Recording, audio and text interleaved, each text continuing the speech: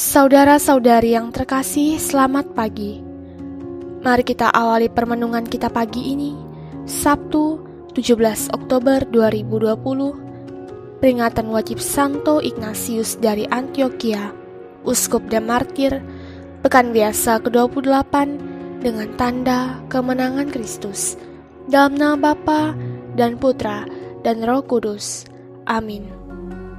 Pada pagi ini kita akan mendengarkan renungan dari Pastor Cornelius Kulikeban MSC dengan tema Saling Mengakui dari Lukas bab 12 ayat 8 sampai 12. Dalam hidup sosial, seringkali terjadi benturan kepentingan yang tidak bisa kita hindari. Entah karena salah paham, salah duga, ataupun salah mengerti. Namun seringkali terjadi karena orang sengaja membenturkan dua kelompok kepentingan sosial religius. Benturan seperti ini terjadi karena orang mencari pengakuan. Namun pengakuan yang dicari adalah pengakuan yang sepihak. Artinya harus sesuai dengan apa yang dia atau kelompoknya mau. Jika tidak diakui, maka teori hoax menjadi cara bagi mereka untuk menampilkan diri. Mereka tampil berteriak melawan kebijakan, meskipun kebijakan itu baik. Mereka bersuara keras, tidak mengakui kebijakan itu, meskipun berpihak kepada kepentingan umum.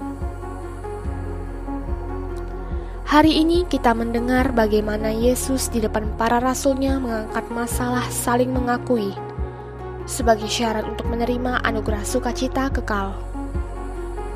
Yesus berkata, "Barang siapa mengakui aku di depan manusia, akan diakui pula oleh anak manusia di depan para malaikat Allah." Dalam Lukas bab 12 ayat 8.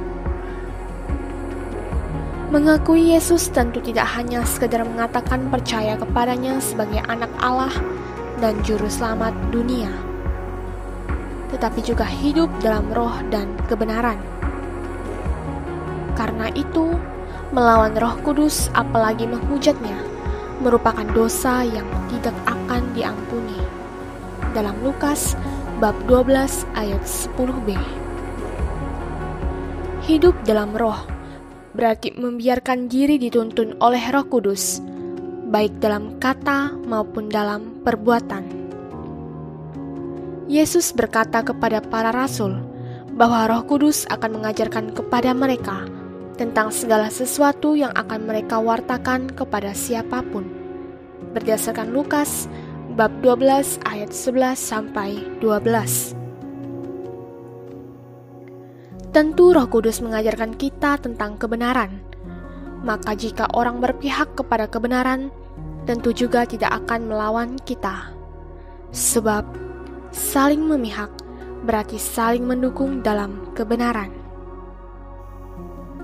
Bercermin pada Sang Sabda yang mengatakan, "Apabila kalian dihadapkan kepada majelis atau pemerintah ataupun penguasa, janganlah kalian khawatir bagaimana dan apa yang harus kalian katakan untuk membela dirimu.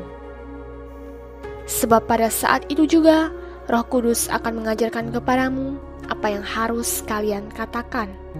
Dalam Lukas bab 12 ayat 11 sampai 12.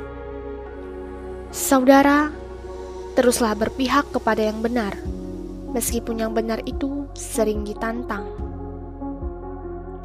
Salam Cornovum, hati baru. Marilah kita berdoa dan mohon berkat dari Tuhan lewat pastor. Marilah kita berdoa. Tuhan Yesus Kristus, kepada para rasul, Engkau mengajarkan tentang arti keberpihakan dengan dikau.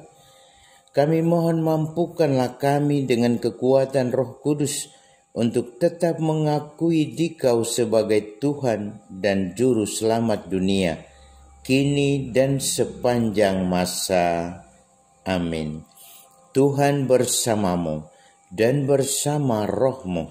Semoga kita sekalian senantiasa dibimbing, dilindungi, dan diberkati oleh Allah yang Maha Kuasa, Bapa, Putra, dan Roh Kudus. Amin.